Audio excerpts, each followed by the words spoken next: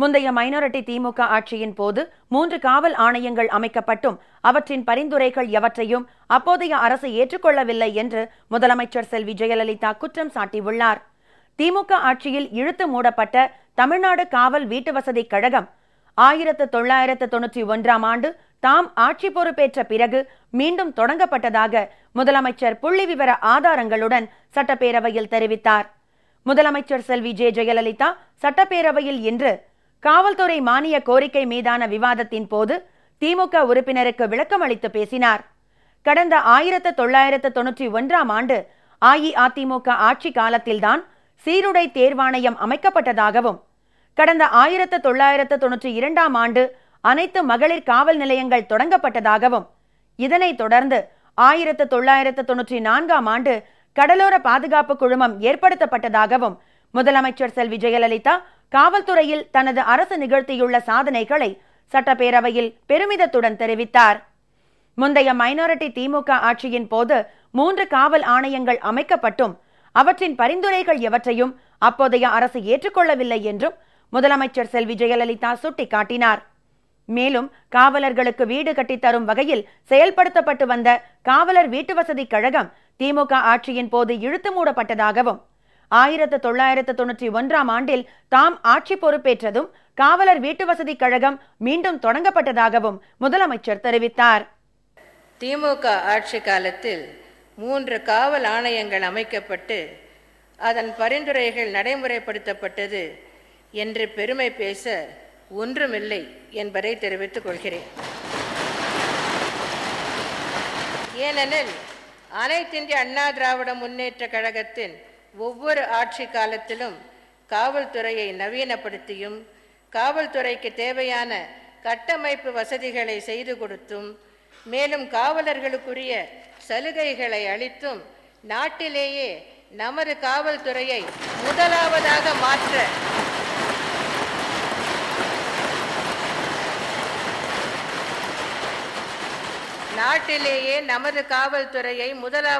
மாற்ற தொடர்ந்து நடவடிக்கைகள் எடுத்து வருகிறது. 1991ஆம் ஆண்டு காவல்துறை, சிறைத்துறை மற்றும் தீயணைப்பு துறையினருக்கென தனியாக சீருடை பணியாளர் தேர்வு வாரியம்,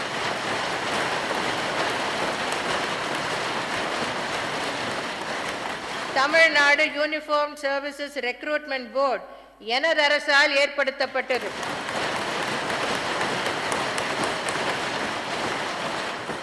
இதை கேளுங்கள். 1980ஆம் ஆண்டு புரட்சி தலைவர் எம்ஜிஆர் ஆட்சி காலத்தில் தமிழ்நாடு காவலர் வீட்டு வசதி கழகம், தமிழ்நாடு போலீஸ் ஹவுசிங் கார்ப்பரேஷன் துவக்கப்பட்டது.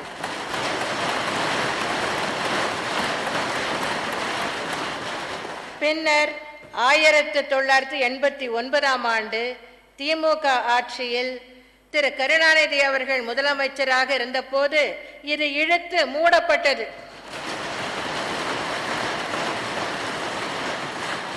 அதன் பின்னர் 1991ஆம் ஆண்டு எனது ஆட்சியில் மீண்டும் தமிழ்நாடு காவலர் வீட்டு வசதி கழகம் ஆரம்பிக்கப்பட்டது.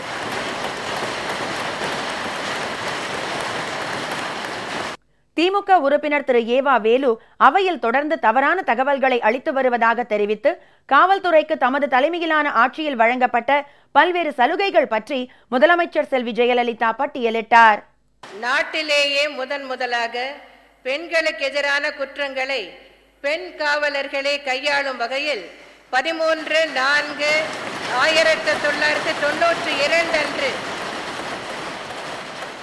13/4/1992 அன்று அனைத்து மகளிர் காவல் நிலையம்,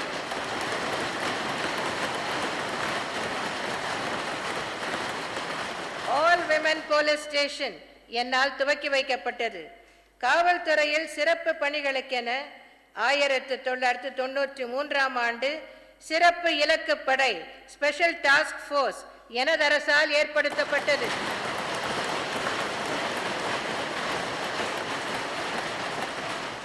மாநிலத்தில் நீண்ட கடற்கரையை கண்காணித்து பாதுகாப்பை உறுதி செய்ய 1994ஆம் ஆண்டு கடலோர பாதுகாப்பு குழுமம்,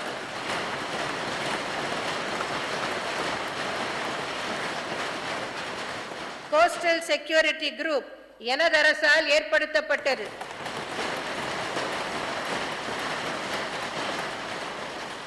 காவல்துறையினருக்கு காவல் பணிகளில் உதவியாக இருக்கும் வகையில் தமிழ்நாடு சிறப்பு காவல் இளைஞர் படை, Tamil Nadu special police youth brigade ஒன்று எனது அரசால் அமைக்கப்பட்டது.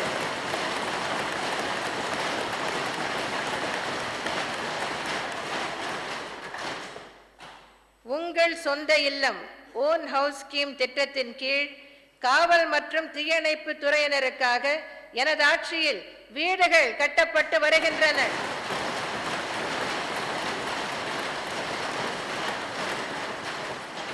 அகில இந்திய காவல் பணித்திறன் போட்டிகளில் பங்கேற்று தங்கப்பதக்கம் வெல்பவர்களுக்கு 5 லட்சம் ரூபாயும், வெள்ளிப்பதக்கம் வெல்பவர்களுக்கு 3 லட்சம் ரூபாயும், வெண்கல பதக்கம் வெல்பவர்களுக்கு 2 லட்சம் ரூபாயும், சுழற்கோப்பை வெல்லும் அணியில் பங்கு பெறுபவர்களுக்கு தலா 50,000 ரூபாயும் என பரிசு தொகையை பன்மடங்காக உயர்த்தி வழங்க உத்தரவிட்டது எனது அரசு.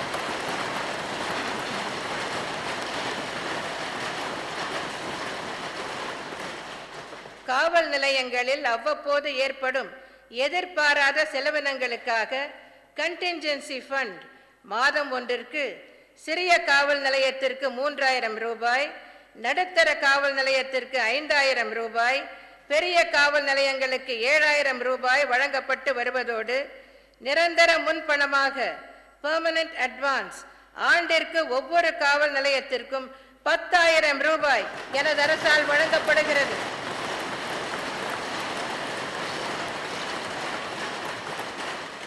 காவலர் முதல் காவல் ஆய்வாளர் வரையிலான பணியாளர்கள் அலுவலின் போது விபத்தில் இறக்க நேரிட்டால் அவர்களுக்கு வழங்கப்பட்டு வந்த காப்பீட்டு தொகை 1 லட்சம் ரூபாயை 2 லட்சம் ரூபாயாக உயர்த்தி வழங்க உத்தரவிட்டுள்ளது எனது அரசு. பணியின் போது காவலர்கள் இறக்க நேரிட்டால் அவர்களது குடும்பத்தினருக்கு முதலமைச்சரின் பொது நிவாரண நிதியிலிருந்து 3 லட்சம் ரூபாய் நிவாரண தொகை வழங்கப்பட்டு வருகிறது எனது ஆட்சியில்தான். காவலர் மற்றும் காவலர் குடும்பங்கள் மருத்துவ சிகிச்சை பெற்றுக்கொள்ள அவர்களுக்கென பிரத்யேகமாக 12 காவலர் மருத்துவமனைகள் செயல்பட்டு வருகின்றன. இவற்றுடன் கூடுதலாக 25 ஆயுதப்படை தலைமையிடங்களிலும் 10 சிறப்பு காவல் படை தலைமையகங்களிலும் புறநோயாளி சிகிச்சை நிலையங்கள் ஏற்படுத்த உத்தரவிட்டுள்ளது எனது அரசுதான்.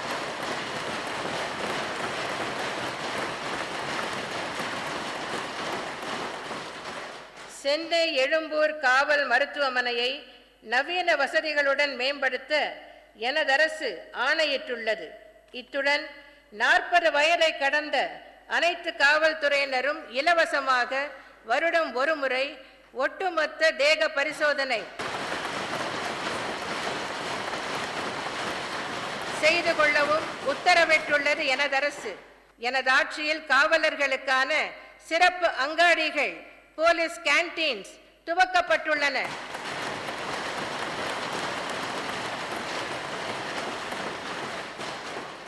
மூன்று காவல் ஆணையங்களை திமுக ஆட்சி காலத்தில் கொண்டு வந்ததாக மாண்புமிகு உறுப்பினர் பெருமைப்பட்டுக் கொள்கிறார். காவல் ஆணைய பரிந்துரைகளில் சிறப்பான பரிந்துரைகள் திமுக அரசால் அமல்படுத்தப்படுவதில்லை என்பதுதான் கசப்பான உண்மையாகும். உதாரணத்திற்கு ஒன்றை குறிப்பிட விரும்புகிறேன். ஒரு பானை சோற்றுக்கு ஒரு சோறு பதம் என்பார்கள், கேளுங்கள். அரசியல்வாதிகள் காவல் நிலையத்திற்குள் செல்வதை தவிர்க்கும் நெறிமுறைகள் வகுக்கப்பட வேண்டும் என்றும், அரசியல்வாதிகள் ஏதேனும் கோரிக்கைகள் அளிக்க வேண்டும் என்றால் அதனை துணை காவல் கண்காணிப்பாளர் மற்றும் அவருக்கு மேல் உள்ள அதிகாரிகளை சந்தித்து வழங்க வேண்டும் என்றும் காவல் ஆணையம் பரிந்துரை செய்தது. இதனை முந்தைய மைனாரிட்டி திமுக அரசு ஏற்றுக்கொள்ளவில்லை. அரசியல்வாதிகள் காவல் நிலையங்களுக்கு செல்வதை தவிர்ப்பது நடைமுறைக்கு ஒவ்வாதது என்றும் அதனை நடைமுறைப்படுத்தவும் இயலாது என்றும் தெரிவித்து அந்த பரிந்துரை ஏற்கப்படவில்லை என்று ஓர் அரசாணையம் பிறப்பித்தது முந்தைய மைனாரிட்டி திமுக அரசு.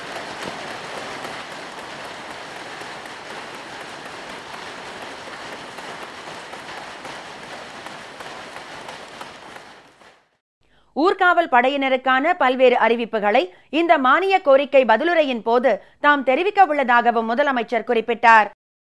ஊர்காவல் படையினருக்கு பல சலுகைகளை எனது பதிலுரையின் போது நான் அறிவிக்க இருக்கிறேன். ஆகவே மாண்புமிகு உறுப்பினர் அதுவரை இருந்து அவையில் பொறுமையாக அறிவிப்புகளை கேட்க வேண்டும். ஏதாவது சாக்குப்போக்கு சொல்லி வெளிநடப்பு செய்துவிடக்கூடாது என்பதை தங்கள் வாயிலாக கேட்டுக்கொள்கிறேன்.